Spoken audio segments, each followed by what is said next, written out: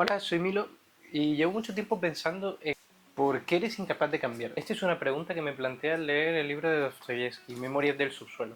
El libro trata de un hombre que básicamente es hiperconsciente de todas sus situaciones, hiperconsciente de todos los defectos, sabe que debería cambiar, sabe que debería hacer las cosas diferentes, pensar de manera distinta, pero aún así no lo hace. Lo que me llegó a preguntarme, ¿realmente nosotros somos bastante similares? Si te pones a pensarlo bien, eh, dentro de tu cabeza sabes que deberías ser más productivo, deberías optimizar de mejor manera tu día a día, hacer tus tareas, hacer ejercicio y sobre todo a tus metas propias. Pero al final, por alguna extraña razón, nunca terminamos haciendo aquello que queremos hacer.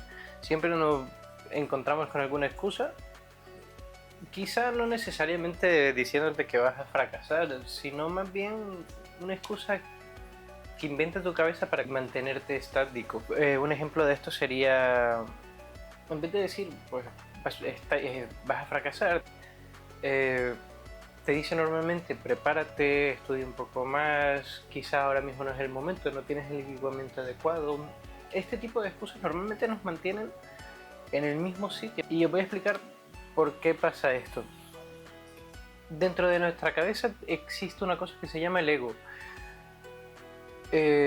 Algunos otros autores, como por ejemplo Carl Jung, lo llaman la sombra, o Todd Herman, del que hablaré más adelante, lo llama el enemigo. Este ego, si te pones a pensarlo, yo no lo vería como arrogancia per se, más bien es un sistema, un mecanismo de protección.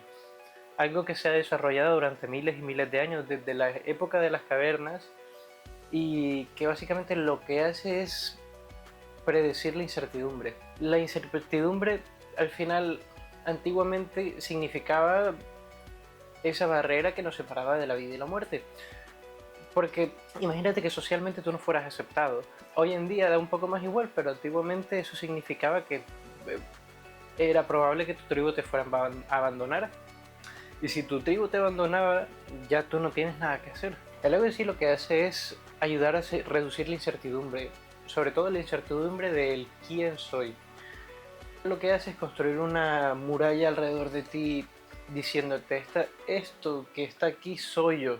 Es esa identidad que hemos construido a lo largo de los años en base a nuestros traumas personales, nuestras experiencias, todas estas cosas que nos van moldeando, que adoptamos como propias. Pero hay algo muy curioso de lo que nos habla Todd Herman, y es del poder del alter ego. Nos dice que no necesariamente tenemos que seguir manteniendo este papel que hemos mantenido durante años y años. Un ejemplo de ello es cuando pones a competir a varios niños y a ciertos niños les dice tienes que actuar como Batman. Estos niños normalmente demuestran un rendimiento muchísimo más alto, y sé que parece un juego de niños, pero realmente tiene detrás su explicación neurocientífica. Todd Herman, el autor del libro El poder del alter ego, nos explica cómo él de joven quería entrar a una universidad con una beca deportiva.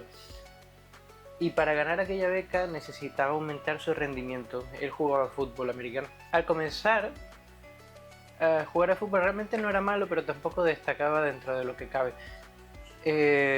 Pero comenzó a formar una personalidad diferente aparte de la de él al entrar al campo, a la pista de fútbol.